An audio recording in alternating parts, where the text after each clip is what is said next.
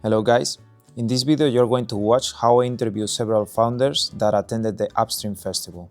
The Upstream Festival is an early stage focused startup event where startups can meet other founders, partners, investors or opportunities. It's a really complete festival or event based in Rotterdam where a lot of food and drinks are involved, one-on-ones, meetings with important investors, speakers, and also a tournament where there was a cash prize. In the video, you're going to watch how I interview them and ask several questions. What do they do? Why are they doing it? Which challenges do these founders have? Any advice for other entrepreneurs? Which has been the progress so far? And also at the end, an ask to you, to all the viewers that are watching this, to all the community and all my network and other people that repost this. So maybe we can help each other out and find these founders any useful connection. For example, investors, other clients, other partners. Let's see how it goes. I hope you enjoy it.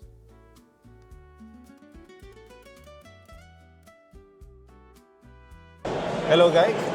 Hello. Hi, Julia. Nice to meet you. Nice to meet you too. So I was wondering, what do you do? What's your company about? And why are you here in the Upstream event? Nice to meet you, Julio. I'm here on behalf of EMPIQ. It's a legal consultancy firm. We work with startups. And we are here to see how startups are developing nowadays and what are the services that they need from the legal point of view and what are the innovations nowadays. What do they do? Okay, so here you're looking for network, maybe clients or partners, right? Mainly networking and meeting our partners, some of our clients, and to see what is nowadays the trend in the industry. And tell me about your services. How do you help now startups, companies, and entrepreneurs in your company? Well, as a legal advisory firm, we work with mainly with startups and scale-ups, and we have specific packages that we offer to our clients. In reality, every startup in the beginning of the journey has more or less the same legal challenges, and we're here to help. And we offer certain solutions that are more or less the same and applicable for most of the startups locally and internationally. So we offer this kind of legal solutions that will help in the beginning of the startup to excel and promote their services. And what kind of legal challenges do these startups have at the beginning? And what are the risks of not taking action regarding these challenges? Well, nowadays with the rise of AI, you see that a lot of founders just think asking ChatGPT will solve their issue. Yeah. And most of the outputs that they receive from generic AI actually is not very true. And since we're a team of professionals, we know how exactly things work here in the Netherlands. And when the founders have specific questions about how to start a business, how to have specific type of contract, this is where our expertise kicks in. We as a team obviously use also AI, legal AI solutions, but those are merely for expediting our work rather than giving solution without validating it. So what we're doing, we're helping our clients more efficiently. At the same time, we see the flaws of AI, what kind of outputs that you get, and if you don't have the human checking the answers, then the output that any founder and any entrepreneur will be getting is not 100% correct. And this is our role. This is our role to advise the clients and to make sure that they're not going to encounter all these consequences of bad output of the generic AI. What's a difficult case you have seen because they haven't done the work previously, the legal work? A startup that came and said, okay, I didn't do this, can you help me now? One of the typical examples is that when founders, for example, instead of having a typical labor agreement, they would sign, let's say, the consultancy agreement, and they do not realize that after a year or two, this consultancy is actually labor, that they have to treat it as a labor and as an employment. So this is one of the usual cases because people are more used to working with contractors, freelancers, and this is one of the usual cases. Another case is when business owners, they start a business venture, and then in the end they don't sign any NDA with their investor or any other partner, and then what happens is this, somebody steals their idea and they have no backup. And this is one of the basics that we're always saying and advising to our clients: before you start talking to an investor or any other person who would be part of your team, sign an NDA first. And have you seen a lot of companies grow from a startup to scale up or bigger in your procedures? I imagine yes, right? Well, in the recent years, especially after this COVID situation, we saw that there were a lot of new ideas, and also in the period of rise of AI, a lot of new companies came about, and we as EMPIQ, we're also seeing our clients growing, which is very positive, not only for us but also for the industry, because if you see that companies are growing, it means that the economy is doing also better. Do you think there was a slow of this growth in the last years now that AI is more consolidated, or do you think there is still a huge growth? I think there's still potential, there's still place. Yeah, we did not reach to a point that it's sort of in a standstill. Okay. Last question. What's any advice for an entrepreneur that is starting and wants to grow from your point of view? Well, I guess the advice will be dare to do things and talk to your lawyers for legal confidence, and we're here to help. Okay, nice to meet you guys. Nice to meet you.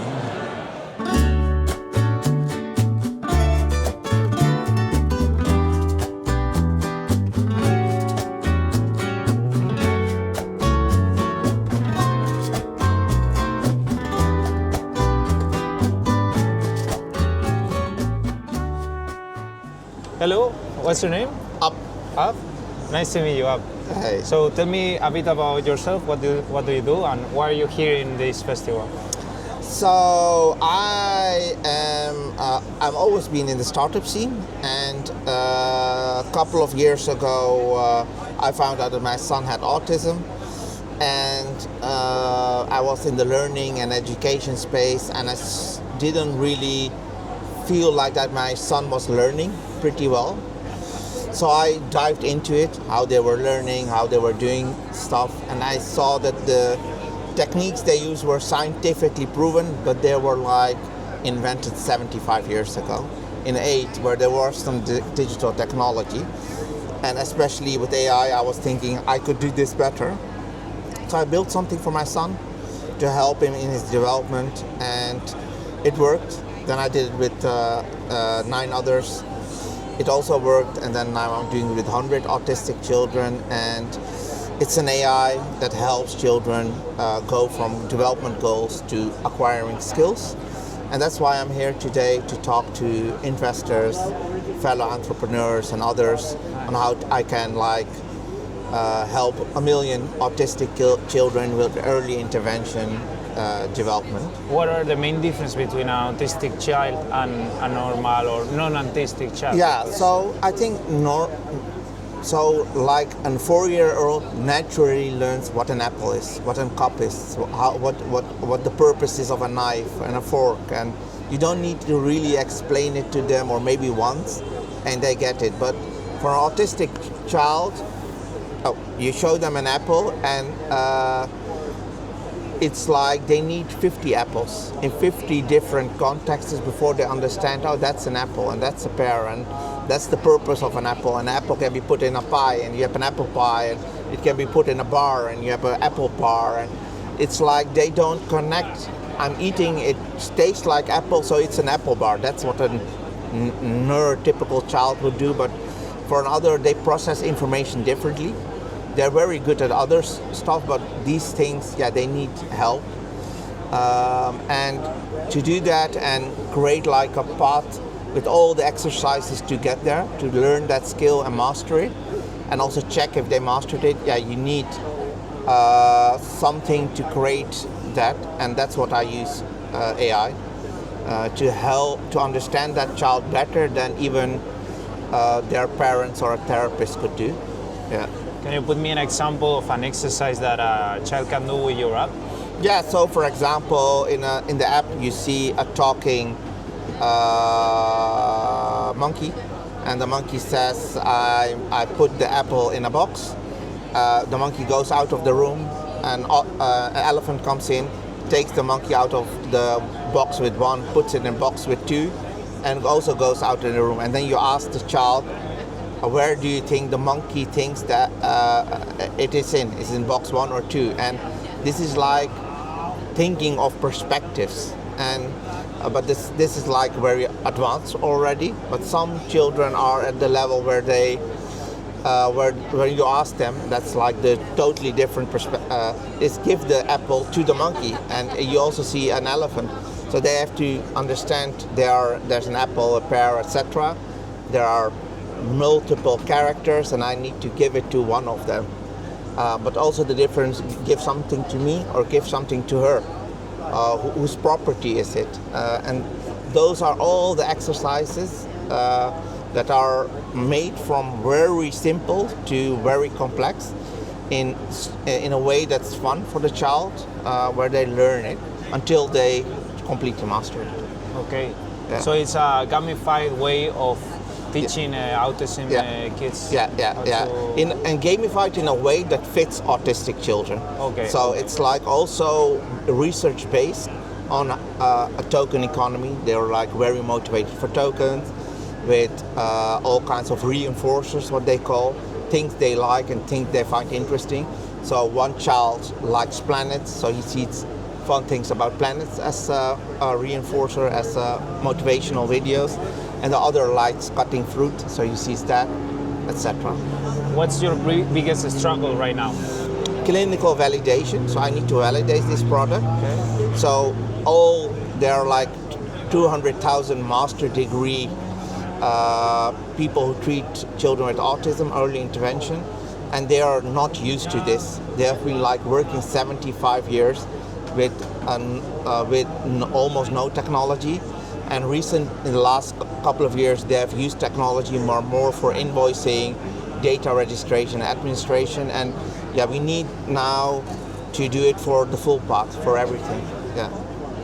And have you used it with your child, your app? Yeah, so I developed it for him. So you have some validation from from your kid, right? Yeah. Okay. So have you seen the progress of your kid? Yeah. Now.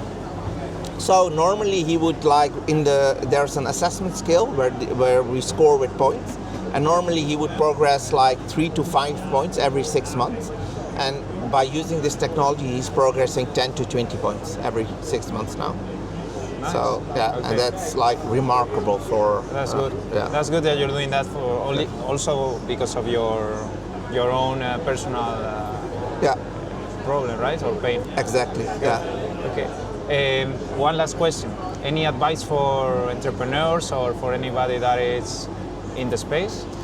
Talk to your customers. Talk to your customers. Talk and find the reason to buy. Why would someone buy this? And find the reason to use. Why would someone use this? And those are two different things. So the reason to buy is what time does it save me? What cost does it save me? What risk does it averse? What money does it get me? That's the reason to buy. A reason to use is what does it replace in my daily workflow, and how does it fit in there? Yeah. Okay. Cool. Thank you very much. Well, it's nice to meet you. Hey. Awesome. Nice day. Thanks. That's it. Cool. You have a good interview.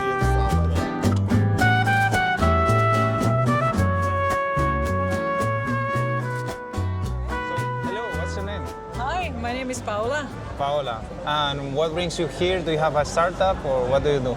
Yes, I have a startup. I'm a co-founder of Miuna. Okay. And we are trying to solve the waiting list problems in the mental health care and the addiction care specifically. We are developing immersive environments, so developing VR technology that will help clients and the therapists to conduct much more efficient and effective therapeutic conversations and experiences.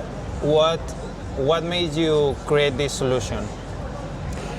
To help people heal. But do you have a personal story, or did you? Of course, it's personally motivated. Yes, absolutely. I've experienced myself a lot of struggles directly and indirectly, and it's motivated from the need to help others, and I found my purpose in developing solutions that will help another person. Okay. Yeah. So this solution is targeted to the doctors or to the patients, or? Our solution is primarily for the clinics and practices. So how will it look like if you will have to navigate me through it in a nutshell? You will need a headset, virtual reality headset, and you will need a subscription to our software, and that's pretty much it. It works remotely, and you may choose as a therapist if you're meeting your client in person or remotely from anywhere in the world. So for addiction treatment, I can imagine the person puts the headset, the patient, in their house, and they can talk also to the therapist, or is mostly related to, for example, the VR environment being able to cope with the addiction by any kind of... No, it's fully experiential, which means that also a facilitator or a therapist and the client are meeting in the same place, in the same environment. Okay. And also environments are adapting to the client who is participating in this experience. Okay. And the environments are simulating what's happening inside of the client. So what is happening in our solution is not only simulation of the environments that are truly happening and taking place in the world around us, but are simulating also the inner world of the client as well. Because I saw that some VR headsets are used, for example, for fear. Like, correct. For example, a spider that appears in the VR reality. Yes. So this is a similar concept, but for a specific environment for addictions. Right? Yes, that's right. Okay, So we use indeed this already evidenced and quite famous way of using exposure therapy in the virtual reality environments for people to practice their resilience building and the coping skills, etc. But really our flagship is to simulate not only those outside environments and let people practice and exercise in a safe space, but also to simulate their inner scope of emotions and mental states, and so simulating the inner worlds and not only outside worlds. And what are one of the challenges that you are having right now as an entrepreneur? It's a great question. I guess it is getting out there as fast as possible because the need for it is urgent.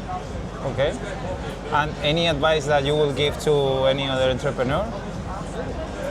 In any realm, like doesn't need to be business, whatever. Never play safe. Never play safe. Correct. Okay, perfect. Well, it was nice to meet you. Thank you for the conversation. It was wonderful meeting you. Thanks. Hello.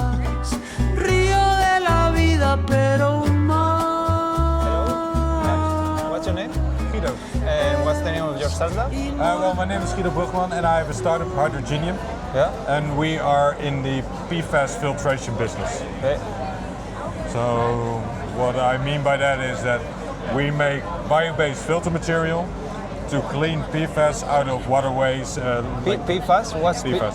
PFAS is a synthetic material that is used for coating raincoats or making non-stickable pants, and it has perfect properties. Like it is fat and oil and water repellent, so it has such good properties that it's like in every commercial product. But because of those properties, it's also accumulating in nature and in your body and everything, and it's hard to remove. You can consider it as a asbestos of the new century. Okay. Properties are awesome. We've used it many times in different products, and now we pay the price for it. It's a bit like this microplastic trend that appears, right? It also appears, this PFAS also appears in our bodies. Yeah. Okay. So, how does your startup work? You will have to say, you filter, right? You said. Yeah, we are making filter material. Okay. And that filter material, after the lifetime, it can be considered highly polluted. And we're also designing ways to safely discharge our product after use. And this we'll do with knowledge institutes for the validation of our product, and also what comes after. We also do research how to safely discharge. Okay, so it's a substitute of the PFAS, right? From where? It's a filtered material without the... Yeah, it's a filter material. And the filter material is made out of residual organic flows, for instance like wood. Wood can be from timber factories or from municipalities. Everywhere is wood. As long as it's clean, it's not processed, we can use it. And it has the same properties as the PFAS that you mentioned before. Well, no, it tracks like a magnet. So our wood has a certain charge on it, and PFAS has a certain charge, and we use the properties of PFAS to get it absorbed to the wood. And we also do in situ filtration in waterways, that we use the properties of PFAS, the hydro properties, to in situ filtrate it and use, in this case, less material to clean up a bigger pond or waste stream or surface water. It can also be groundwater. So it's like your material accommodates to the PFAS somehow, right? Yeah, you can consider it as a lock-key principle. Okay. PFAS is the key, we are the lock. Fits together like yin yang. And the consequences of this lock-in principle is that less damage to your body because less pollution enters in your body? Yeah, as long as we can clean up a tiny bit of nature, it's already good. Okay. And it's used since the 1960s, so it's everywhere. And it's hard to get rid of. And only in Europe alone, the bill for cleaning up in Europe will exceed 440 billion euros. So that's a huge market. So yours is more focused on the prevention of pollution rather than the recycling of the pollution, right? Well, no, we do the recycling of pollution in surface water. However, also the preventing. So we tackle both. We can prevent it by putting it in a effluent stream of a factory. However, we can also get it out of surface water. Okay. And this material is a new material that you guys created with research? Or? Yeah. Okay. Yeah. And that was a pain in the ass to create the perfect material. However, we now got prototypes that work very well, but we're always researching to new properties, new materials. It's a never-ending story. So we are always evolving our product and make it the best. And I can assume you always need also investors to keep the research and development going in a scientific startup. Yeah, indeed. And I'm an entrepreneur, but I'm also a chemist by heart. Yeah. So I also do a lot of testing myself. Yeah. I kind of enjoy it. So that's good. This is good. Yeah. So I'm a hybrid entrepreneur and scientist. That's good. Yeah. What is one of the biggest challenges that you already have accomplished and is in the past that now you say, okay, finally? I think one of the first pilots. And getting the first results out of the field, that's quite hard. And some launching customers, because the analysis of PFAS is also expensive. So the bill will be also expensive for launching customers and customers of the future, because we have to measure, and if each measurement costs a lot of money, So usually you need a big funding for a chemistry application to be launched, right? Chemistry, environmental, maritime, can be everything. We also do a citizen science project where civilians and farmers and schools can measure their direct environment, and that also creates awareness. And if that creates awareness, it's also good for us in marketing, technical. It's like we're operating on multiple fronts, and we love it. Amazing. Now, what is one of the biggest challenges you have right now? I think the scaling up. I'm now deciding if I'm gonna use toll manufacturing or that I would build a plant myself. And that's tough. That's tough. Now, you are also competing, right? In this competition of Upstream. What was the name of the competition? Hydrogenium. Hydrogenium. And we're one of the 3 in the maritime and port category. So I think within 40 minutes, I know if I won the prize, but I already feel like a winner being here. So I think so. I think you're a winner. Yeah. One last thing.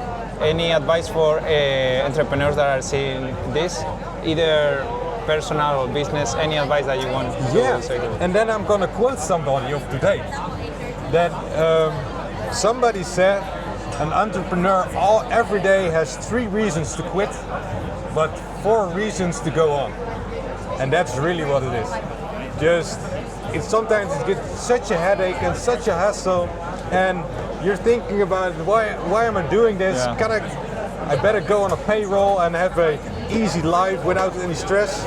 But eventually, at the end of the day, there are multiple things that make up to it. Okay. Well, thank you so much. Thank you. Have a nice day. And thank you for the interview.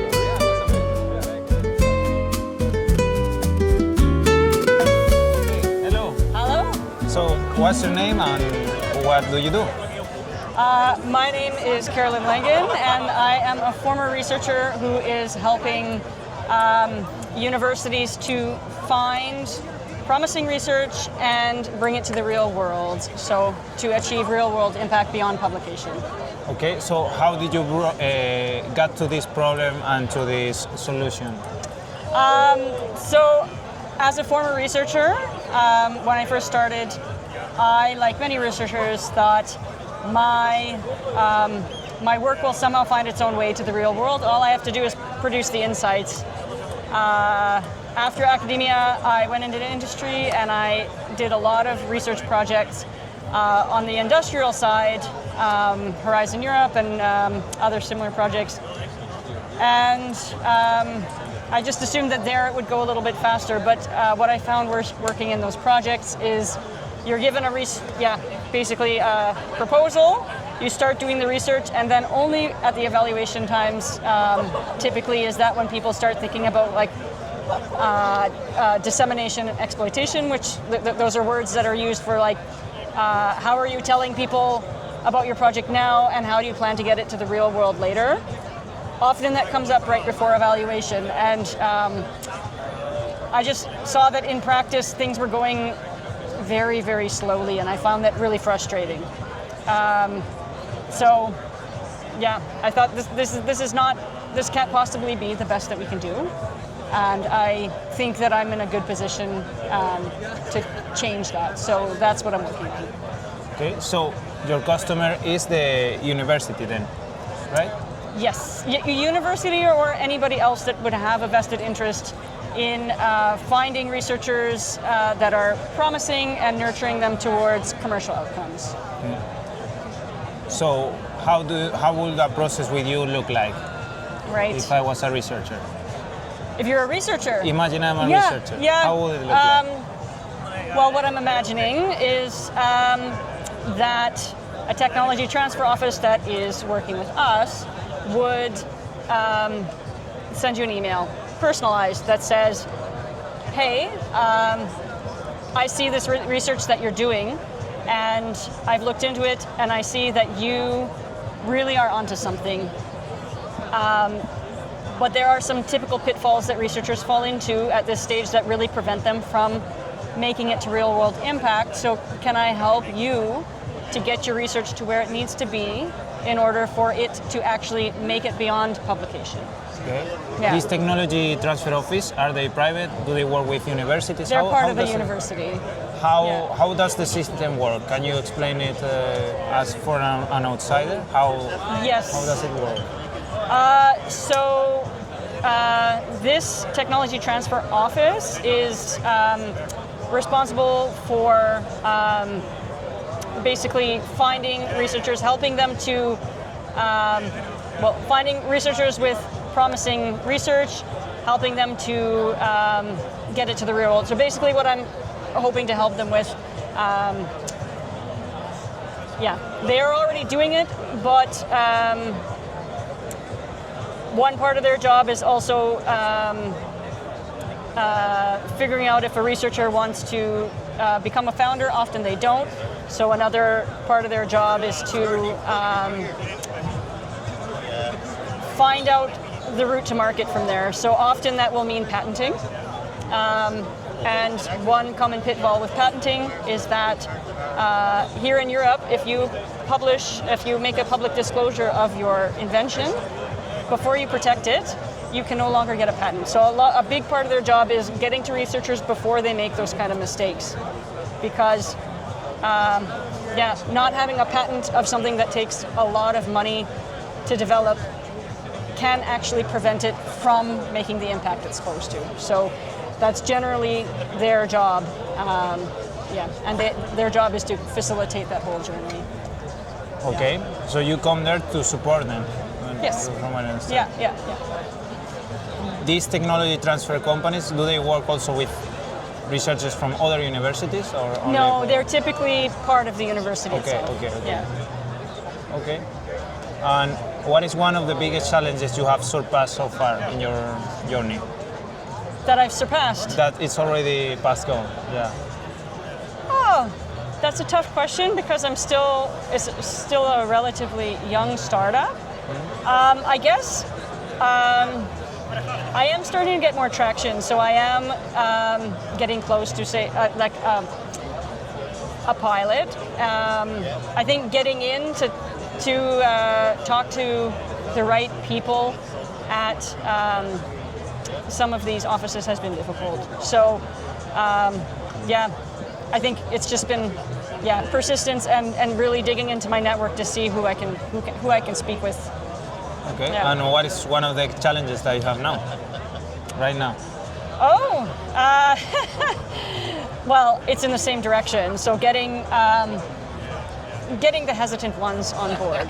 So like I found potentially an earlier adopter or two, but I know academia tends to be a little more risk averse, and I need to find better ways of breaking through the resistance. Okay. Yeah.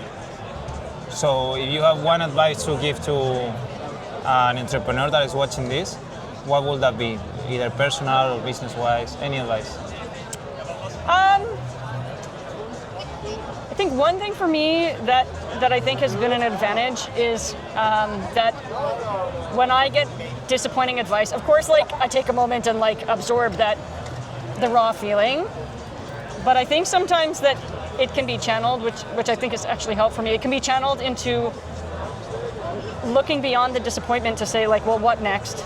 So like, sometimes in the most disappointing moments, the day after, I think like, okay, but who can I reach out to now? Because that thing that I thought I was going to be spending the next couple weeks on is not happening right now. So that often led me to thinking farther outside the box, and actually some of the connections I make in those moments are potentially better than they would have been had that one path worked out perfectly. So I guess that. Okay, perfect. Well, thank you so much for the interview. It was nice to meet you. Yes, thank you. Nice to meet you. That was it.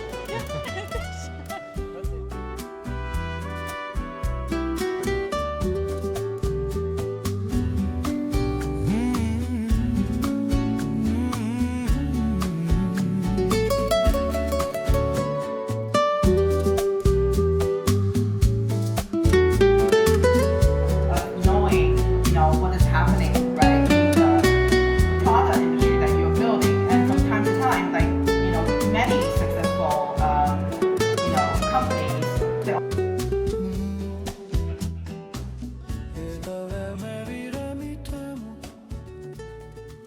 Muy así, muy, ¿no? Muy bien, vale. Venga, Bueno, pues hola, ¿qué tal? ¿Cómo te llamas? Antonio, encantado. Antonio. ¿Y qué te trae aquí y qué estás haciendo? Pues de momento soy el CFO, soy el director financiero de una empresa, de una startup que ha empezado desde una universidad en Eindhoven, y básicamente mi rol en la empresa, lo que tengo que hacer es buscar financiación, y en estos eventos son realmente donde encuentras inversores que puedan invertir en la empresa para desarrollarla. Okay. ¿Y qué hace la startup? La startup en la que estoy ahora mismo está en reducción del ruido.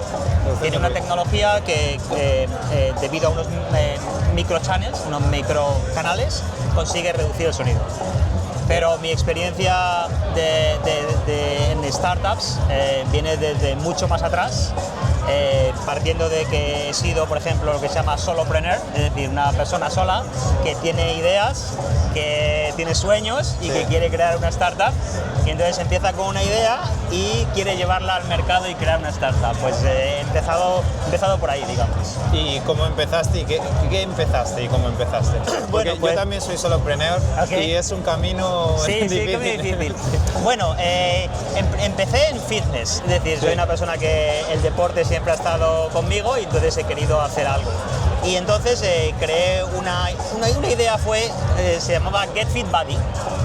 O sea, como diciendo, colega, ponte en shape, ¿no? Ponte en forma.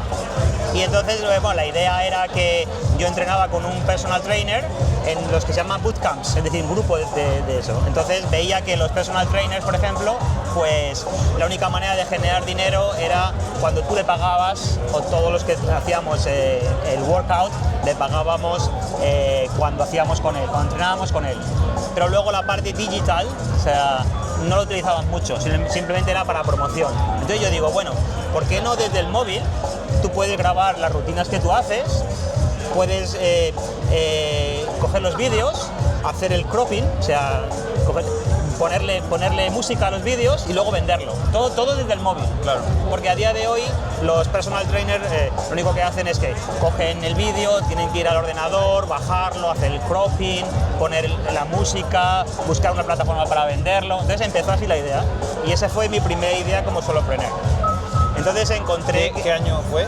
Eso fue hace aproximadamente 10 años. 10 años. Sí, aproximadamente 2016, una cosa así. Entonces, bueno, lo más importante, lo que vi, el problema de los solopreneurs, es primero que no sabes cómo estructurar tu idea. Eso es lo más complicado, cómo hacer tu primer pitch para los inversores, cómo validar, cómo contactar con inversores. Entonces eso fue un poco la dificultad que tuve, y que mi idea, por ejemplo, era difícil de crear un MVP, un Minimal Viable Product. Pero encuentro que eso, por ejemplo, es un problema que tienen muchos de solopreneurs, que dicen, "Buah, tengo una idea, pero no sé cómo estructurarla y no sé cómo conectar con inversores". Luego todos los problemas que te encuentras es que tienes que buscar un founder, es decir, un socio que vaya contigo, porque si tú vas con la idea de forma individual y vas a inversores, lo primero que te piden es que tengas un equipo, que tengas por lo menos 2 o 3 personas que vayan contigo, porque si no, ninguno invierte en una idea solo, es muy raro. Y bueno, uno de mis proyectos que estoy intentando es empezar por ahí, empezar por ayudar a la gente solopreneur que tiene ideas, que tiene sueños, a poder estructurar esta primera parte y solventar esos problemas.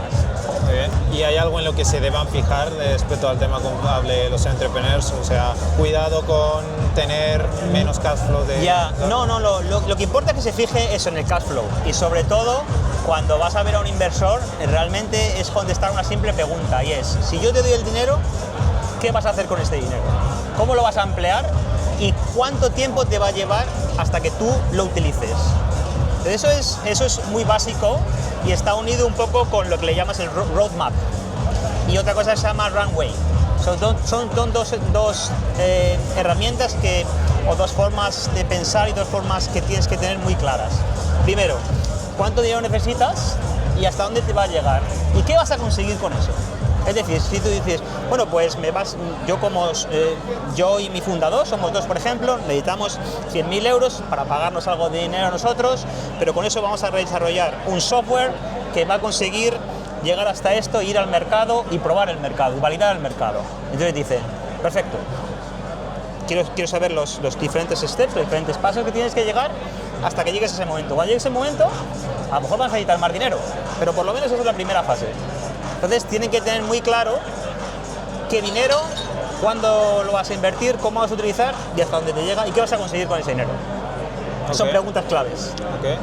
Y ahora mismo, ¿qué proyectos estás realizando aparte de ser CFO? Pues el proyecto que estoy realizando es eso, es crear una plataforma, primero para los solopreneurs, es decir, esa gente que tiene esos sueños y que tiene esas ideas y que ha visto problemas que están relacionados con él, que se sienten identificados y que dicen, los quiero solucionar. Y además, yo creo que sé cómo hacerlo, porque he sido partícipe de eso. Entonces, parte de esta plataforma es conseguir que esas personas tengan esas herramientas para poder hacerlo. La segunda es, dentro de esa plataforma, la segunda parte, digamos, que son las startups. Es decir, una vez que ese solopreneur ha encontrado a otro founder, otra vez que tiene la idea en la mente, que ha creado ese pitch, bueno, ahora vamos a contactar con inversores, vamos a crear esta empresa y vamos a crear este roadmap, vamos a decirle con el dinero qué voy a hacer y empezar, digamos, esa etapa. O sea, digamos que es la segunda parte de esta plataforma. La tercera parte, obviamente, son los inversores. Es decir, tiene que haber inversores en la plataforma que conecten con esos solopreneurs, conecten con esas empresas y digan, oye, esto que estáis haciendo, esto que tenéis idea, me gusta y yo quiero invertir y yo quiero ser parte de esto. Porque creo que falta un sitio en el que se combina todo esto. Luego también, por ejemplo, como he sido parte de este Venture Building Program, creo que necesitamos lo que se llama Plug and Play Venture Building Program. Es decir, que los Venture Studios o estos sitios donde los entrepreneurs vienen y crean ideas, necesitan un software que realmente ellos puedan desarrollar todo esto. Entonces, este tool para los solopreneurs y para los startups puede servir también para ellos, para desarrollar nuevas ideas y lanzarlas al mercado.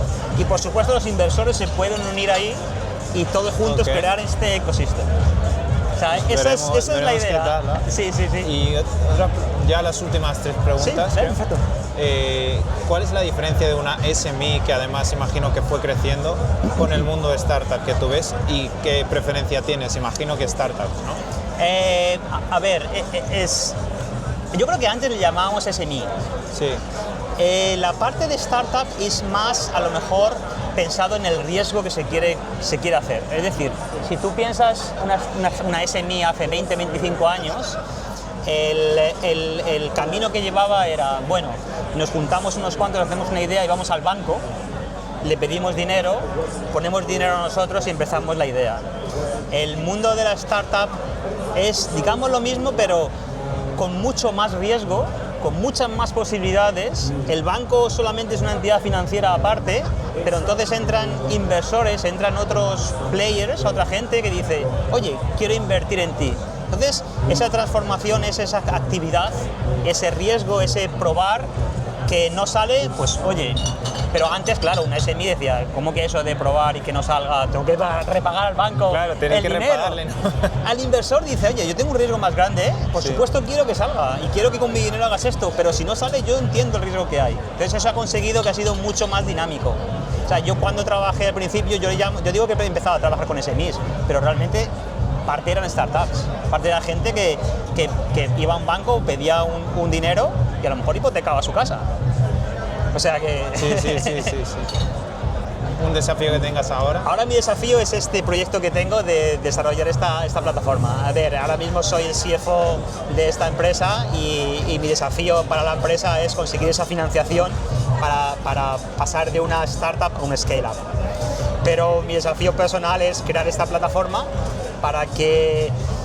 Creo que mucha gente lo está intentando, crear un sitio donde todos se juntan y sea un estándar. O sea, si piensas que Facebook ha sido un estándar para social media, LinkedIn ha sido para conectar entre personas más a corporate level, siempre si te fijas hay un estándar en todos.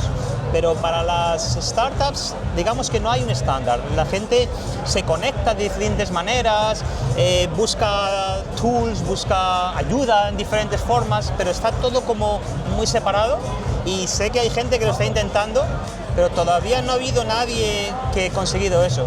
Entonces, yo cuando empecé este proyecto he pensado, bueno, si yo he sido solopreneur, Si yo estoy en una startup, si yo he participado en un Venture Building Program, si yo he sido mentor, si yo incluso me he puesto ahí fuera para ser el founder de otra empresa, es que tengo toda la experiencia de todo y entiendo lo que se necesita. ¿Por qué no intentarlo a ver si soy capaz?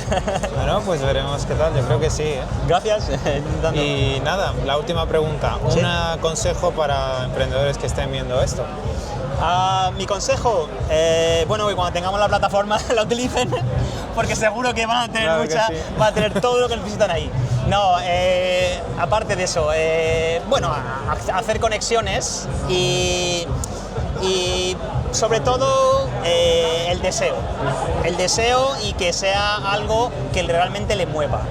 Creo que eso es lo más importante, porque si es algo, muchos decimos, encontramos muchos problemas que queremos solventar. Y dice, ya, yo lo solucionaría aquí, porque la gente que son entrepreneur normalmente busca eso, solucionar problemas. Pero cuando te tienes que meter tú mismo, tu tiempo, tu dinero o el dinero de otros, entonces eso cambia un poco. Deja de ser un sueño, una idea, ser un juego, cuando realmente dices, oye, es que esto realmente es algo que me mueve. Entonces, probarlo, buscar otra persona que tenga las mismas iniciativas, que tenga compatibilidades, es decir, si viene una persona de business, pues que sea uno de técnico, un desarrollador, algo así, para que creen algo y que vayan viendo que eso se va materializando.